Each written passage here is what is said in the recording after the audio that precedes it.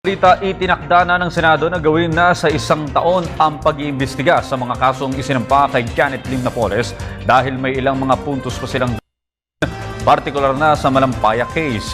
Para sa detalye, balita mo kami Bianca Piedad. Itutuloy ng Senate Blue Ribbon Committee sa susunod na taon ang pagdinig sa polisiya na maaaring gawin ng Senado kasunod ng investigasyon ng pork barrel scam. Ayon kay Senate Blue Ribbon Chairman Theofisto Gingono III, malamang na ipagpatuloy nila ang kaso ni Janet Lim Napoles kaugnay naman ng Malampaya Fund Scam na kinasasangkutan ng ilang ahensya ng gobyerno. Sa Malampaya, the way I see it is more on local governments and the use of the funds of the Department of Agrarian Reform. Titingnan din ng komite kung sino-sino ang konektado sa anomalya. Yung mga like for example, registration of NGOs, so we would have SEC, Cooperative Development Authority,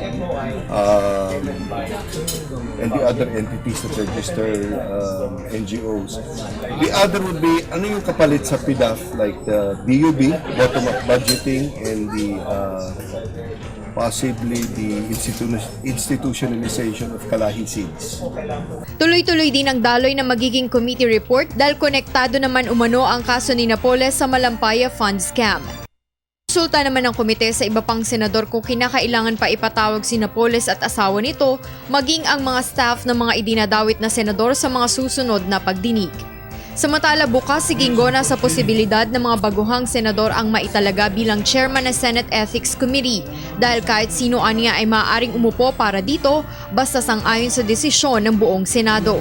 Ipinaliwanag pa ng senador kung bakit hindi dapat maging dahilan ng paksyon ang pagbuo sa Ethics Committee. The Ethics Committee is there for that reason, for complaints against peers. So it has to be organized and it has to hear whatever complaints there are from whatever party. Well, by next year, dapat ma-organize na yan. Sagot naman ni Gingono ng tanungin ito kung sa palagay niya ay sumobra si Senadora Miriam Defensor Santiago noong huling pagdinig sa pork barrel scam. It served the purpose, lalong-lalo na in asking Ms. Napoles to come out with the truth. Although she was not successful, but it served the purpose. Para sa Telebisyon ng Bayan, Bianca Piedad.